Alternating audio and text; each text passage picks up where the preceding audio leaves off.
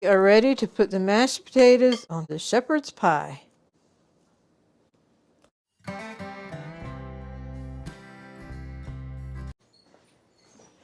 Howdy folks, I am Martha and I will be doing the kitchen action today.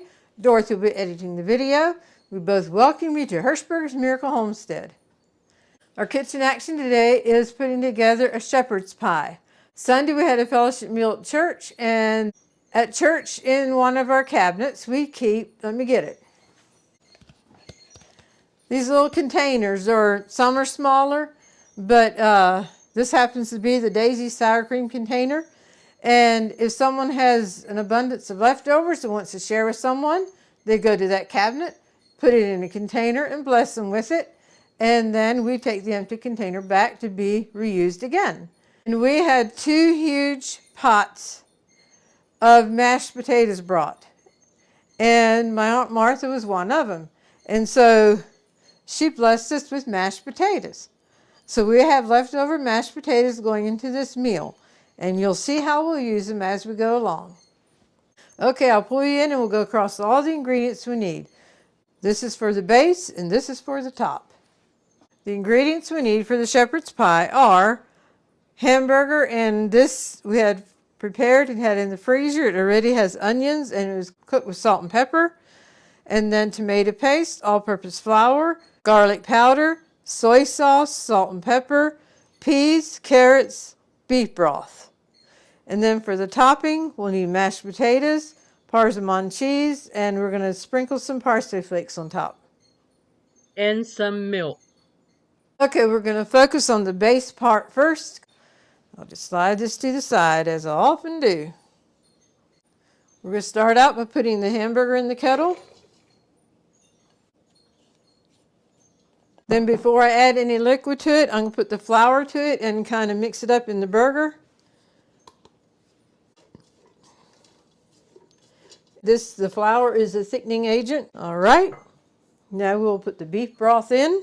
Actually, I'm going to pour just a little bit of beef broth to the tomato paste so I can kind of work up the tomato paste. Now the rest will go in here, along with the soy sauce. Now the recipe actually calls for Worcestershire sauce or Worcestershire sauce. Buddy does a whole lot better on soy sauce than Worcestershire, so we decided to go with soy sauce. We will turn this on. Get that heating up. And I love my little wooden spoon to be able to keep it stirred up. And just with a little fork, I'm going to liquefy the tomato paste. All right, now I'm going to go ahead and put the tomato paste in, now that I have it liquefied. These little itty bitty scrapers are so nice. Spatulas. I decided to use a stovetop burner because I still had it out from when we did the Harvard beets. So it was just easy to pull it out. And we'll leave a link for the Harvard beets. Okay, we'll give that a mix. And now the garlic powder, and then salt and pepper. Now I'm going to let this heat up and get nice and hot, and then we'll add the peas and carrots.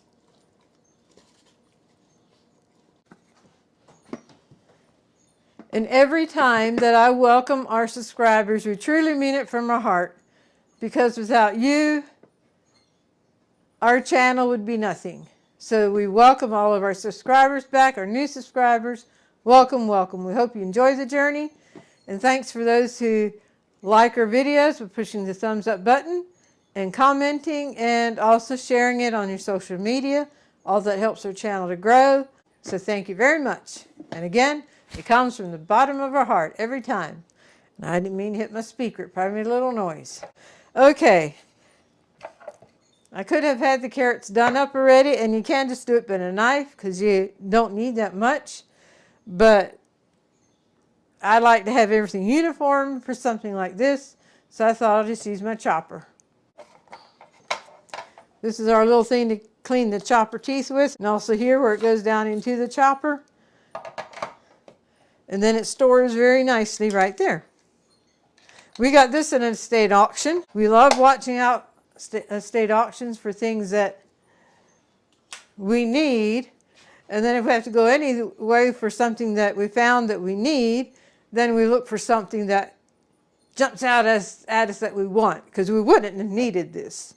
But this was in a lot, and as soon as we saw it, we knew exactly what it was because we saw other homesteaders using it on videos we watched, so we grabbed it up. This and whatever else was in the lot, and I need to stir this.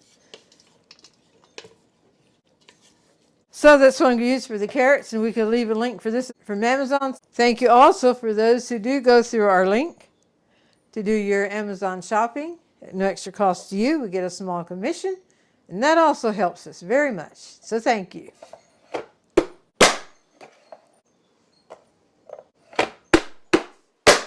Now we'll see how much we have. Needed a half a cup. It's just a little over half, and that's fine. We'll leave it at that. When I thought of the shepherd's pie, it took me right back to when I worked at volunteer time in a nursing home in Virginia. I was there over a year, and shepherd's pie is something that they had there. That's something that Mom never really got into making, but it's good and we enjoyed it. And then I Googled to see if there's a history to shepherd's pie.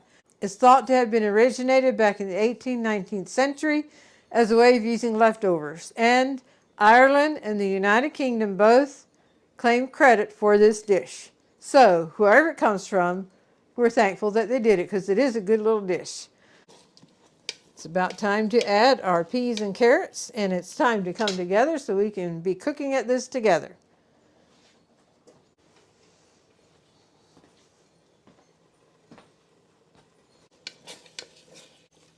You know, watch so it doesn't scorch. Okay, we'll add our carrots in.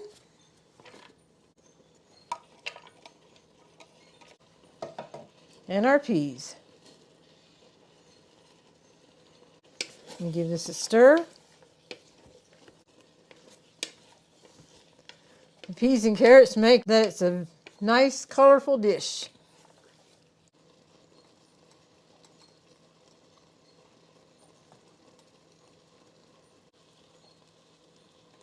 If you have any leftover veggies you'd like to add, this would be a good point to do it so it can get heated through and through.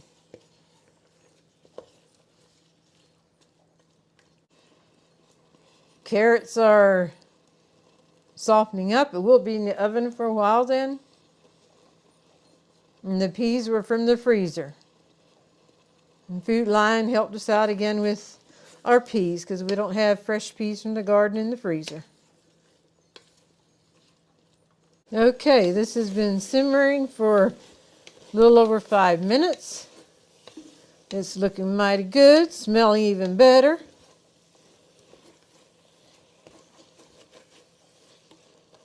Okay, I'm going to turn the burner off and we're going to get it in the pan. This is ready to put in our prepared pan, which I prepared it by greasing it. Oh, let me see those aren't really hot like that. If I can keep a hold of the handle. This is an 11 by 7 pan and not a 9 by 13. And now we will just even it out. Spread it out evenly over the pan. And I will say this, when I was in Virginia at that nursing home, the shepherd's pie they made, it wasn't necessary to take up leftovers, but they had it on the menu. And theirs was made a little different. They had a meat mixture on the bottom and the green bean mixture next and then mashed potatoes on top. So this is deviating away from that, but that just shows that there's often more than one way of making the same dish, and both of them are yummy. I'm going to get another bowl to put these in because I hate working in little bowls where you feel like things are going to be falling out. So I'm going to get a bigger bowl. How I heat them up is just put them in a bowl that is microwavable. And then I always like to add milk to it yet. And then we will actually mix it with a mixer to cream it up good. That's how I basically about always heat my mashed potatoes. So let me put some saran wrap over this and we'll stick it in the microwave. I'm actually mixing the milk in the potatoes just a little bit so it's not puddles of milk in the potatoes. If it is a little bit, that's all right. Okie dokie, I'll put these in the microwave. I guess one disadvantage of using the leftover mashed potatoes is that we're not making them together from get-go. I'm thinking we have a video that mashed potatoes is part of the meal and I made them, so I'm going to look for it, and if we do, we'll leave a link for it. Okie dokie, we are ready to finish this up. I'm going to give the mashed potatoes a good whip, and then we're going to add the cheese directly into the mashed potatoes.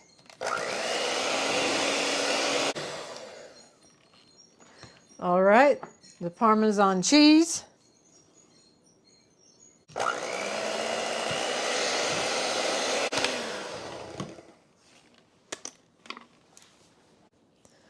And since I don't want to hit this on the glass bowl and break it, I will just hit the beaters against each other. Okie dokie, we are ready to put the mashed potatoes on top of the base for the shepherd's pie.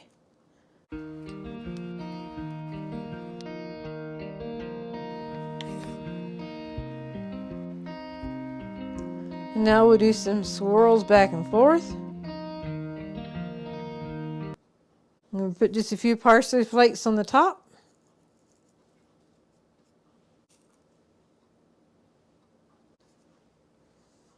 And there we have it, ready for the oven. The oven is preheated to 375 and we'll bake it for 25 to 30 minutes. Take a look at it, see if it's done, and then we'll be back. Okay, another thing we're going to do to create this recipe as our own is just put a little bit of cheddar cheese on the top. Then put it back in the oven to let that melt. Okay, we'll put this back in the oven until it's melted and pull it back out. And there we have it, folks, the shepherd's pie topped with a little bit of cheddar cheese on top. Just out of the oven, you can hear it still cooking. And now we will let it rest for 10 or 15 minutes before we dive into it. We are ready to do the honors, and we made Buddy his egg sandwiches, and now I gotta wash this thing. That may have raised the question, why in the world make him egg sandwiches when we have this delicious casserole? That is because our noon meal, he does so much better on egg sandwiches. Many a time we put it before him, an egg sandwich and a dinner plate full of delicious meal, and he chooses the egg sandwich. So what this will be then, this will be his supper tonight, or his dinner tonight, depending where you come from, if you call it supper or dinner. So we just automatically always, noon meal, make egg sandwiches. And we did a video on 4 different ways that we do his egg sandwiches, and we can leave a link for it. Now, back to the shepherd's pie. I'm going to pull you in so we can lift it up together and see what it looks like. And by the way, if this is your first time with us, Buddy is my twin brother. He's also our special needs brother that we care for. With the cheese there, I'm just going to take the knife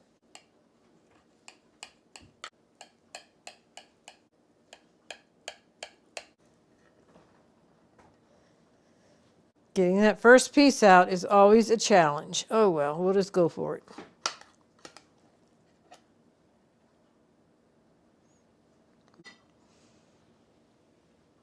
There we go. Steaming hot yet, full of yumminess. The recipe is in the description. Such a yummy supper. Well, I want to thank you for joining us as we put this shepherd's pie together. And if this is your first time with us, we always end our videos with a short golden thought. And with it being a shepherd's pie, my mind was drawn to a shepherd. And Psalms 23 is a chapter that we learned as children, and it has stuck with me. I learned it in the King James Version, but I will be reading it in the New King James. Psalms 23. The Lord is my shepherd, I shall not want. He makes me to lie down in green pastures. He leadeth me beside still waters. He restores my soul. He leads me in paths of righteousness for his name's sake. Yea, though I walk through the valley of the shadow of death, I will fear no evil, for thou art with me. Your rod and your staff, they comfort me. You prepare a table before me in the presence of mine enemies. You anoint my head with oil, my cup runs over. Surely goodness and mercy shall follow me all the days of my life, and I will dwell in the house of the Lord forever. How wonderful it is for us as a child of God to know we have a shepherd who is with us at all times, even in the shadow of death.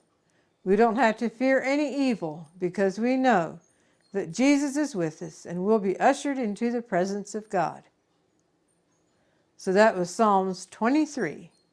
We thank you for joining us, and God bless.